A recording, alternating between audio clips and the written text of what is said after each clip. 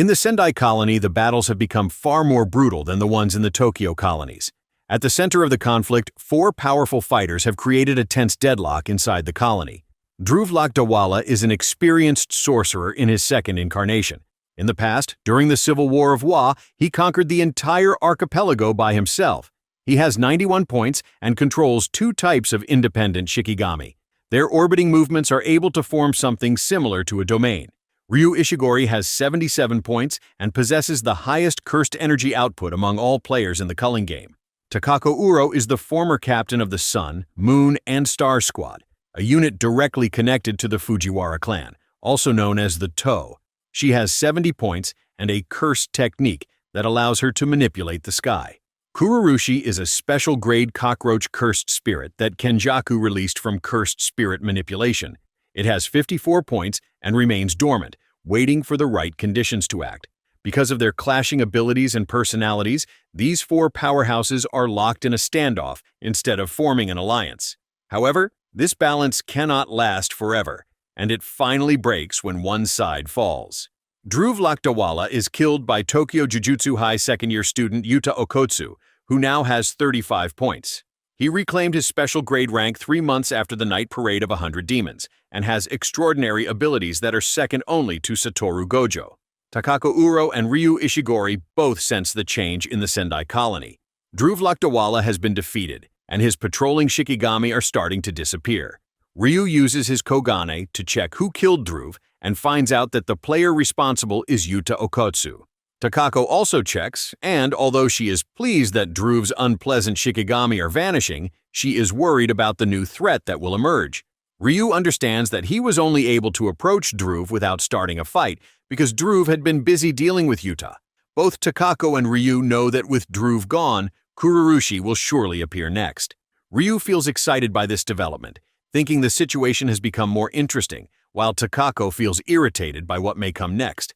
After defeating Dhruv, Yuta returns to the civilians he has been protecting.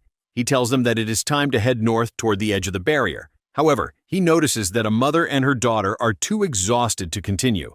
Yuta changes his decision and tells everyone that they can rest inside the stadium that once served as Dhruv's base. He believes it will be safe there. Suddenly, a loud buzzing sound fills the air, signaling danger. Yuta immediately orders everyone to hurry inside the stadium. When he looks ahead, he sees a massive swarm of insects chasing people. The swarm has already attacked and claimed 2 victims, but Yuta believes he can still save the man running just ahead of it. Yuta grabs the man's arm and jumps high above the swarm. However, he cannot create enough distance.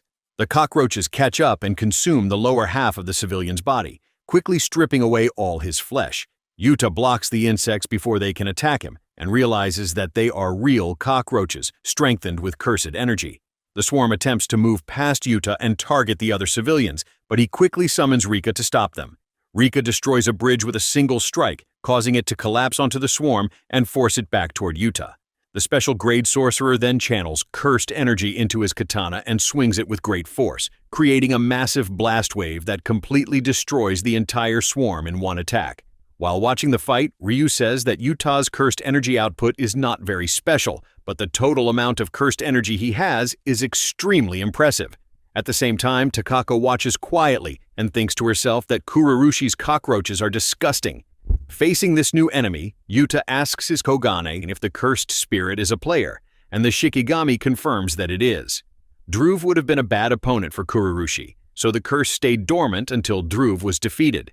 Kurourushi has an endless hunger, and eating helps it reproduce through parthenogenesis. Since it has just awakened, the cockroach curse is starving, and because Yuta interrupted its meal, its instincts push it to try to devour him. As Yuta prepares to fight Kurourushi, he thinks about his goal inside this colony. He knows that resources are limited, and it is only a matter of time before a rule is added that allows players to move in and out of the colonies. However, dangerous players like Dhruv and Kurourushi, who use wide-range attacks and harm people without caring who they hit, must not be allowed to leave the barrier. There is a strong chance that other players like them exist. Because of that, Yuta understands that communication between colonies is necessary so that no dangerous player can escape before being eliminated. Along with the 2 rules Megumi suggested during the meeting with Tengen, Yuta realizes his group also needs a way to communicate and a way to travel in and out of the colonies. In total, they need 4 rules to gain control over the culling game. Yuta feels that the Shibuya incident drained all of his allies, and he does not want his teacher to be forced to kill his best friend again. Standing calmly with his katana ready, Yuta decides that he will kill Kenjaku himself and collect 400 points on his own. In response to Yuta's fighting stance, Kurourushi reveals a cursed tool called the Festering Life Sword, a special blade that combines life and death. Kurourushi attacks fiercely, but Yuta immediately cuts off its arm. Yuta then uses his katana to pin the severed arm to a rock, truly disarming the curse. He follows up with a strong backhand strike that sends Kurourushi sliding across the shallow water of the battlefield. The cockroach curse tries to fly up toward a bridge above the water, but Yuta jumps onto the bridge and tears off a railing to use as a weapon. He throws the broken railing at Kurourushi and then attempts a diving slash. Kurourushi crashes into the water below, but it manages to block Yuta's blade by using a swarm of cockroaches. Yuta swings his sword to clear away the swarm while Kurourushi controls the insects and forms a twisting pillar of cockroaches to stand on. Yuta knows that 2 high-scoring players are watching him. He could exercise Kurourushi by sending positive energy into its body, just like he did when he revived Yuji during their fight. However, Yuta does not want the watching players to find out that he can use reverse cursed technique. He also cannot call Rika because she is protecting everyone at the stadium. Even though Kurourushi is a dangerous enemy, Yuta wants to defeat it without using reverse curse technique or relying on Rika. Kurourushi speaks and asks Yuta why he is interrupting its meal. Yuta asks the curse why it kills people, and Kurourushi simply answers that it likes the taste of iron. Then Kurourushi uses a technique called Earthen Insect Trance to summon small insect-like curses that carry small sacks. The swarm of cockroaches circles around Yuta, forcing him to stab his sword into the shallow water to create a shockwave. When the swarm clears, the insects created by Earthen Insect Trance attack Yuta from behind. Yuta cuts them down, but the toxins from the sacks burst out and temporarily blind him, giving Kurourushi an opportunity to strike. The cockroach curse retrieves the Festering Life Sword and slashes at its target. Yuta blocks the attack with his katana, but the Festering Life Sword shoots something into his shoulder. He realizes that the cursed tool might be able to fire projectiles, so he quickly retreats to create some distance. However, more insect-like curses suddenly grow out of the wound in his shoulder. Caught off guard, Yuta tries to cut them off with his katana, but this gives Kurourushi another chance to attack.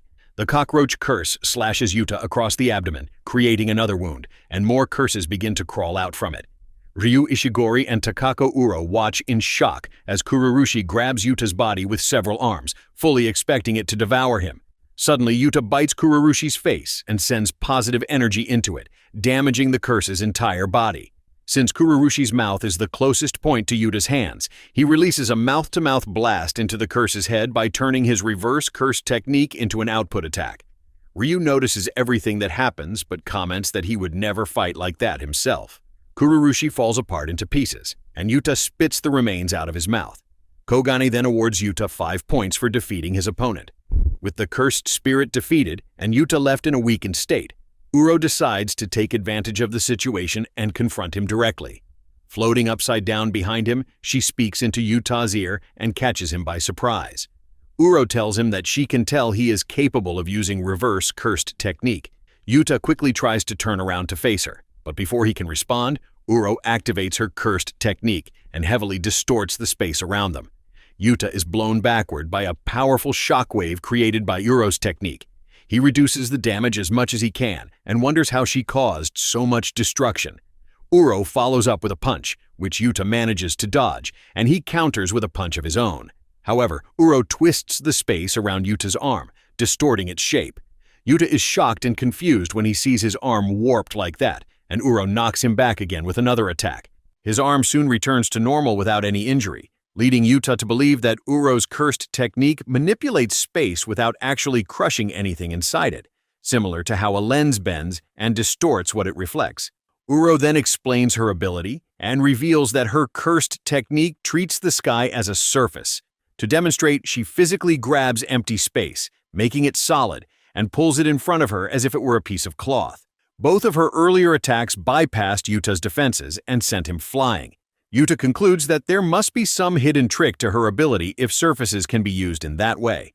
Uro waits for him to attack so she can counter with her technique, But instead of striking, Yuta asks her a question. Yuta says that Uro would not complain even if she were killed, and he asks why she is looking for a fight. He understands that weak people can become desperate, but that does not apply to Uro because she is strong enough to earn points whenever she wants.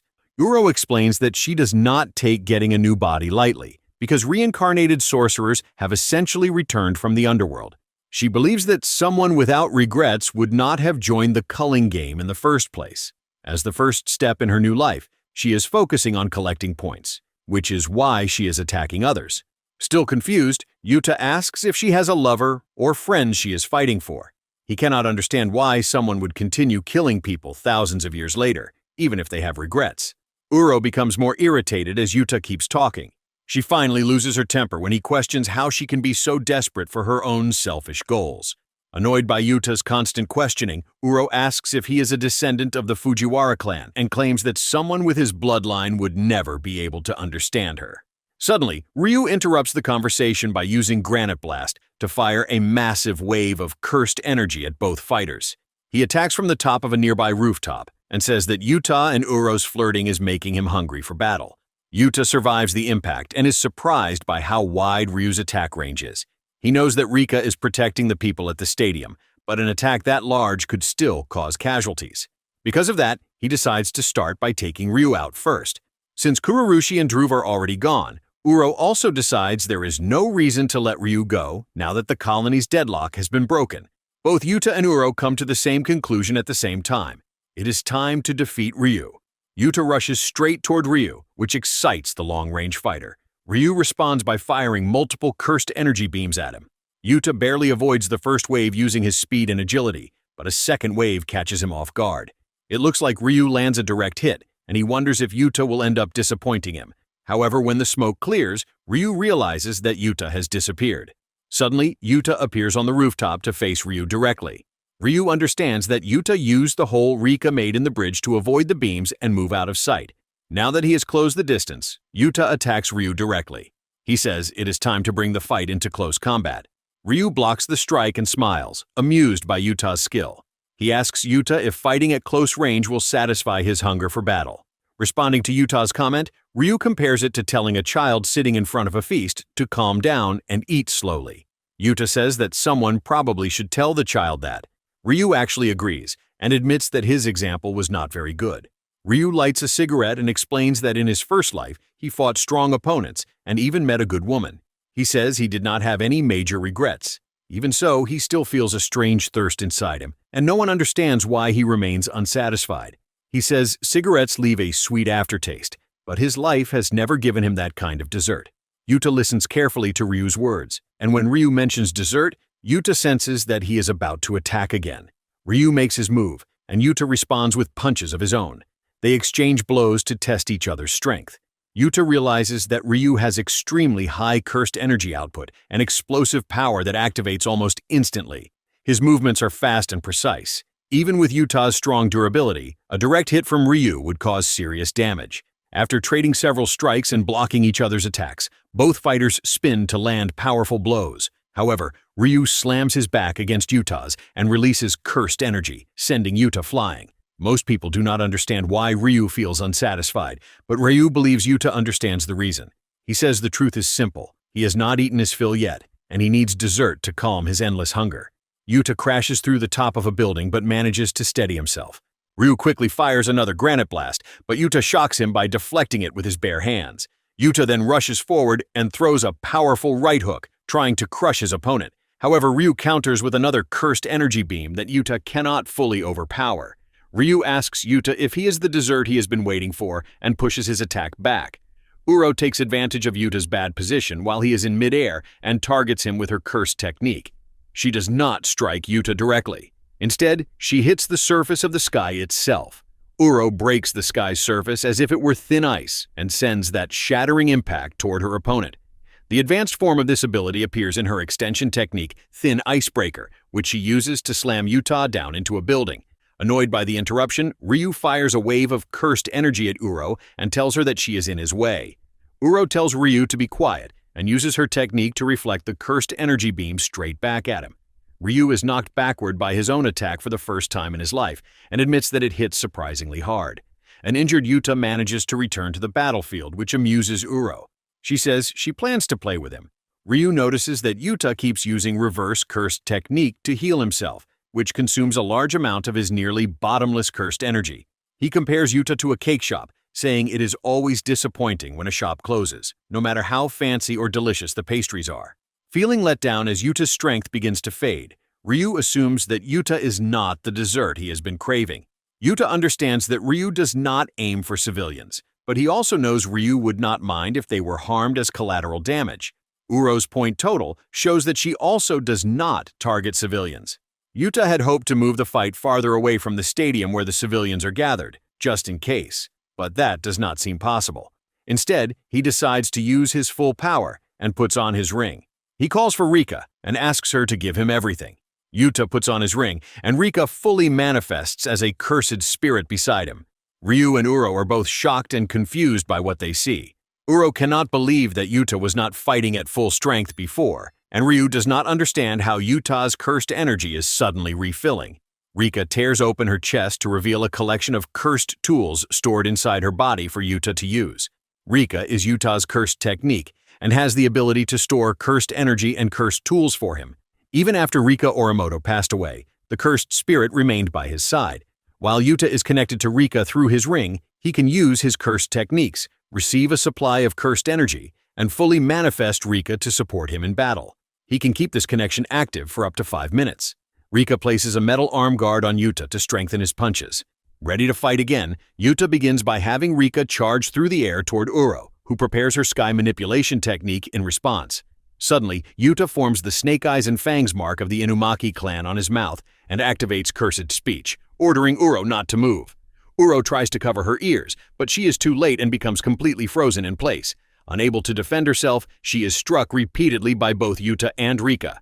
Yuta pushes off from Rika's arms and launches himself toward Uro to continue attacking her after the cursed speech effect fades. Ryu steps in and fires a beam of cursed energy, saying that Yuta's approach is too gentle. Rika blocks the attack with one hand, surprising Ryu. He believes that Rika might be even tougher than Yuta. Angered by the pain, Rika punches Ryu in the face and sends him flying. She attempts to hit him again, but Ryu quickly responds with a powerful explosive punch of his own. Excited by the chance to satisfy his hunger for battle, Ryu fixes his hair and declares that he still has an appetite that demands an extra-large serving. Facing Uro in a one-on-one fight, Yuta summons small flying shikigami by using strands of his hair as a medium. Uro destroys one of them with her technique and says that members of the Fujiwara only stand in her way because they are afraid of her potential. She explains that she was once the leader of the Sun, Moon, and Star Squad, which was directly connected to the toe of the Fujiwara clan. They were assassins who lived selflessly in the shadows and did not even have names of their own. A certain sorcerer from the Fujiwara clan gave Takako Uro her name, only to later execute her as a scapegoat to hide his own crime of killing another member within the clan. Suddenly, the shikigami slash across Uro's chest and hips. Their flight paths form a domain, and Uro recognizes it as Dhruv Lakdawala's technique. She realizes that Yuta is not just a cursed speech user who can summon shikigami. Instead, he is a sorcerer who can copy other cursed techniques. Yuta knocks Uro down to the area where Ryu and Rika are fighting and tries to follow up with a straight punch. Uro manages to block his punch and breaks his armored shell with the icebreaker effect of her technique. Yuta remains unharmed from the clash and tells Uro that no matter what his ancestors may have done, living only for herself will take her only so far. This statement annoys Uro even more. She argues that telling someone to live for others is something only people who have already achieved something can say. Their conversation is suddenly interrupted by a sharp rise in Ryu's cursed energy. Ryu believes that the two of them need to stop talking because words no longer matter at this point in the battle. Ready to bring the three-way fight to its peak, all three sorcerers activate their domain expansion at the same time. When domains overlap, their guaranteed hit effects cancel each other out. Without that advantage, Ryu and Uro need to stop Yuta from taking control by keeping Rika outside the barrier. Uro considers the possibility that Rika might interfere later, while Ryu focuses on forming his domain as quickly as possible. Ryu had already thrown Rika more than 20 meters away, so it seemed unlikely that she would reach the barrier in time. However, the remaining will of Orimoto inside Rika cannot accept being unable to protect Yuta, and her strength increases. At that moment, Kurourushi suddenly returns and enters the barrier while its cockroaches swarm around Rika. Before going dormant, Kurourushi had reproduced through parthenogenesis. After Yuta exorcised the parent, the nation's cursed energy born from fear was transferred to the offspring. Even if Kurourushi the player died, Kurourushi the cursed spirit would continue to exist. 3 overlapping domains are more complicated than 2, and the special conditions placed within their barriers make the situation even more unstable. With the unexpected arrival of an intruder, the barriers become unstable and break apart. Yuta notices that Uro is completely focused on Kurourushi, whom she considers an especially disgusting opponent. Taking advantage of her distraction, Yuta kicks Uro and sends her toward Kurourushi. The cursed spirit charges at her with the festering life sword, and Uro attempts to activate her cursed technique. However, cursed techniques are difficult to use right after activating a domain expansion. Her ability to control space weakens in her hand, leaving her defenseless against Kurourushi's attack. The cockroach curse cuts off Uro's left arm, and insect-like curses crawl out from the wound, completely severing her limb. Rika quickly devours Uro's arm, which impresses Ryu. He observes that Yuta is very thorough and believes that it is unlikely Uro will be able to fully regenerate her entire arm, even if she uses reverse curse technique. Enraged over losing her arm, Uro angrily shouted at the descendant of the Fujiwara clan. Ryu told her to stop, saying that neither she nor Kurourushi were invited to his table. Ryu's cursed technique is called Cursed Energy Discharge. He is the only sorcerer who can release the same level of power whether his cursed technique is active or not. He fired Granite Blast at Uro and Kurourushi, leaving Uro unable to fight. Kurourushi's body was partly destroyed, which made it easy for Yuta to exercise it using positive energy. Excited about what he called his dessert, Ryu adjusted his hair and welcomed Yuta to the table. He gathered his cursed energy and took aim while Yuta's cursed technique had not yet recovered. With Yuta and Rika working together to respond to Ryu's next attack, everything was ready for their final battle. Yuta could only release a focused, high-output blast of cursed energy, while Rika was fully manifested. Even at his strongest, Yuta's blasts were slightly weaker than Ryu's. To win the exchange, Yuta planned to quickly build up cursed energy and fire first before Ryu could reach his maximum output. However, Ryu's eyes showed more than 400 years of hunger and desire. His gaze seemed to beg Yuta to fight with his full strength. Yuta normally did not find true meaning in fighting, but Ryu's expression moved him. Yuta agreed to go all out just this once, and both sorcerers released their cursed energy at the same time. Their blasts crashed into each other in a beam struggle, but Yuta's attack was quickly overwhelmed. It appeared that Yuta and Rika were struck, and Ryu immediately said how much he enjoyed the clash. The cheerful sorcerer was shocked when he suddenly felt Yuta's cursed energy rising again and asked for another beam clash. Rika fired a blast of cursed energy, while Yuta rushed straight toward Ryu. Yuta jumped at the exact moment the previous blast hit, using its force to launch himself forward at great speed. Rika could fire completely on her own, but Ryu blocked her beam with his bare hand, saying he could do anything Yuta could do. He then aimed at Yuta, expecting to finish him with the next attack, believing Yuta would not be able to heal quickly after spending so much cursed energy and using domain expansion. However, Ryu did not know that Yuta's cursed technique had already recovered. Yuta used Takako Uro's space warping ability and redirected Ryu's granite blast into the sky. Shocked, Ryu realized that Yuta could copy cursed techniques and tried to figure out the condition required for it. He remembered Rika eating Uro's arm and concluded that this must have been when the condition was fulfilled. Yuta took advantage of the moment and struck Ryu directly in the chest with Uro's thin icebreaker technique. Rika followed with a powerful downward punch that hit so hard it caused Ryu to bleed heavily from his head. 5 minutes had passed since Yuta put on his ring, and the connection between him and Rika ended. Ryu seized the opportunity and struck Rika with his full power. The attack was too much for her to endure even in her fully manifested state. Rika reached her limit and disappeared from the battle, but Yuta continued fighting alone. Ryu was thrilled that their battle still had more to offer, even after they had already clashed at full power. He happily declared that this final exchange was the dessert he had been waiting for. Yuta then surprised Ryu by grabbing him with both hands and forcing their bodies downward with such strength that the ground beneath them cracked. After successfully holding them both in place, Yuta declared that the fight was over, which confused Ryu. While Ryu looked down at the broken ground, the granite blast he had fired earlier fell back down from the sky and struck him without warning. Knocked down on the ground and defeated, Ryu quickly realizes that he was hit by his own beam. Yuta had redirected the beam back at him by using Uro's technique, at the same time that Rika struck Ryu. Even though he lost, Ryu feels satisfied because he was part of such a high-level battle. He thanks Yuta and says that his hunger is finally satisfied. After the battle in the Sendai colony ends, Yuta speaks with the defeated Uro to collect her points. Uro tells Yuta that his strength is reaching its limit. She says she has seen power that goes beyond even the strongest sorcerers and curses with her own eyes. She imagines Sukuna's original form and says that such power shows itself as overwhelming aggression, like a natural disaster that ignores everything else. Yuta then goes to Ryu. Ryu tells him that he is too soft and says he was not praising him for that. Yuta replies that Uro said something similar, telling him there is no benefit in sparing an opponent's life. Ryu is surprised to hear that Uro survived and thinks that his blasts must have weakened after he used his domain expansion. Ryu sits up and asks what Uro was so upset about during the fight. He jokingly asks if it was some kind of lover's quarrel. Yuta says it was something like that, and Ryu tells him to stop acting like it is a problem. Yuta explains that anything he could have said to her would have only led to more violence because he is blessed. Ryu does not fully understand what Yuta means, but he still respects his words. After taking a short rest, Yuta decides to continue his mission and asks Ryu to give him his points. Ryu is confused at first, but his Kogani explains that a new rule has been added to the game, allowing players to transfer points to each other. Ryu realizes that this must be the reason why Yuta spared their lives. He asks Yuta if he would have killed them if that rule did not exist. Yuta says that it was possible, but he smiles and tells Ryu to be thankful to his comrade.